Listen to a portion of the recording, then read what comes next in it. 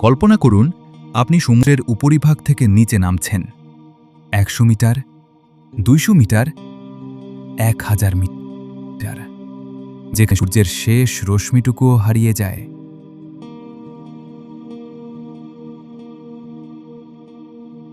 আমরা আজ যাচ্ছি পৃথিবীর এমন এক জায়গায় যেখানে এভারেস্ট পর্বতকে ডুবিয়ে দিলেও আরও ২ কিলোমিটার জায়গা বাকি থেকে যাবে। স্বাগতম প্রশান্ত মহাসাগরের অতল গভীরে মারিয়ানা ট্রেঞ্চে।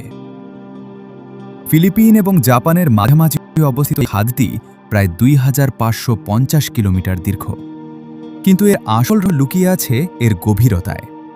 এর সবচেয়ে গভীরতম বিন্দুর নাম চ্যালেঞ্জার ডিপ, যা প্রায় ১১,০০০ মিটার বা ৩৬,০০০ ফুট গভীর।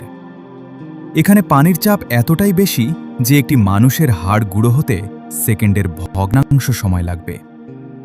এটি অনেকটা আপনার ওপর ৫০টি জাম্বোজেট বিমান রাখার মতো চাপ, হাড় কাঁপানো ঠান্ডা আর ঘুটঘুটে অন্ধকার। এখানে জীবনধারণ প্রায় অসম্ভব বলেই মনে করা হতো, কিন্তু প্রকৃতি আমাদের বারবার অবাক করে দেয়। এই চরম বৈরী পরিবেশেও টিকে আছে কিছু অদ্ভুত প্রাণ। স্বচ্ছ মাথার ব্যারেলি ফিশ, বিশালাকার জেনোফায়োফোর কিংবা শিকারী অ্যাঙ্গেলার ফিশ। এই প্রাণীরা শত শত বছর ধরে বিবর্তিত। প্রাণীরা এখানে এমন যা আমাদের পৃথিবীর প্রাণের উৎস সম্পর্কে নতুন ভাববাধ্য করে। মানুষ আজ চাঁদে পৌঁছেছে, পা রেখেছে মঙ্গলের কক্ষপথে, অথচ আমাদের এই পৃথিবীর তলদেশে মাত্র ৫% আমরা উন্মোচন করতে পেরেছি। মারিয়ানা ট্রেঞ্চ এখনও এক বিশাল রহস্যের নাম।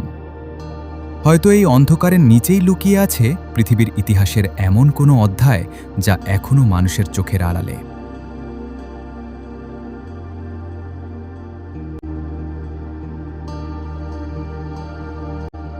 রহস্যের শেষ নেই, আমাদের অভিযানও তাই চলতেই থাকবে। কিন্তু এত গভীরে মানুষ পৌঁছালো কিভাবে?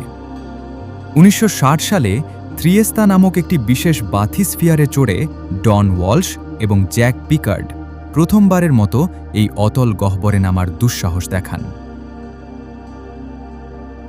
কি দেখেছিলেন? সেখানে কোনো দানবীয় প্রাণী না থাকলেও ছিল এক অদ্ভুত নিস্তব্ধতা।